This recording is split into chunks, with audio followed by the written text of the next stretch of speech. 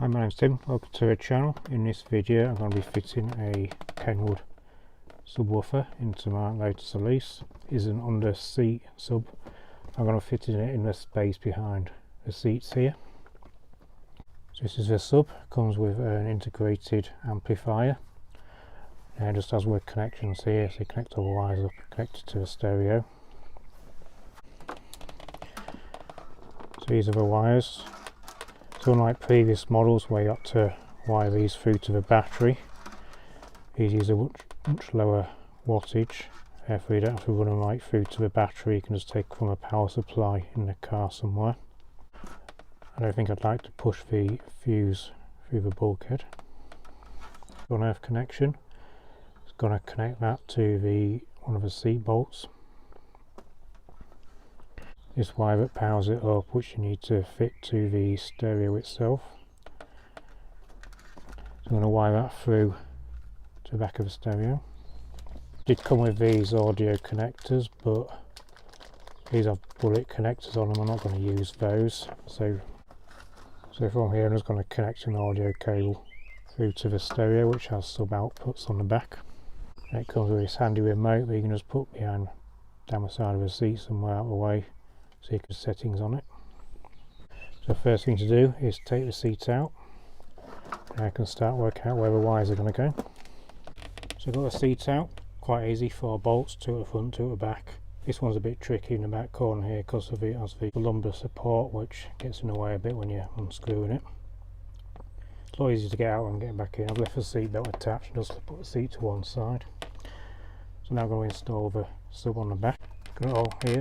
So it is ready to install. Got these brackets here that I'm going to fix to the net support on the back to hold it in place. Got all the wires attached here to come out the back.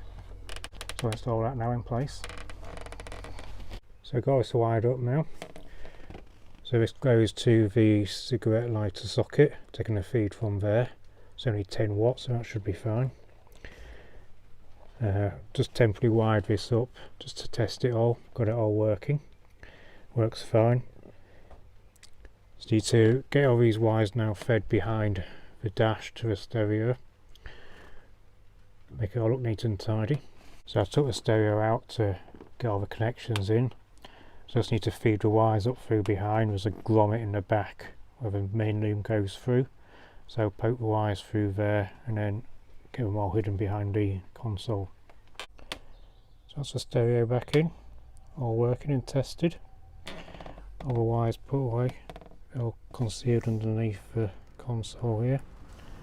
Come back up here, just for these wires here, need to tidy up a bit, should be behind the seat. They all come through here,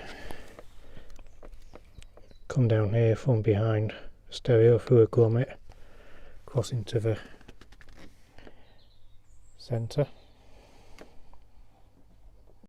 Next job is to get the seat back in, and we're all finished. There we go, seats all back in now. Takes a bit of effort, especially with rear bolts. So it's all fitted and wired up. The only clue is there's a bit of wire invisible down there, and obviously you can see the subwoofer back there. You can slightly see some wiring at the back there. It's all hidden away. Hard to tell it's there.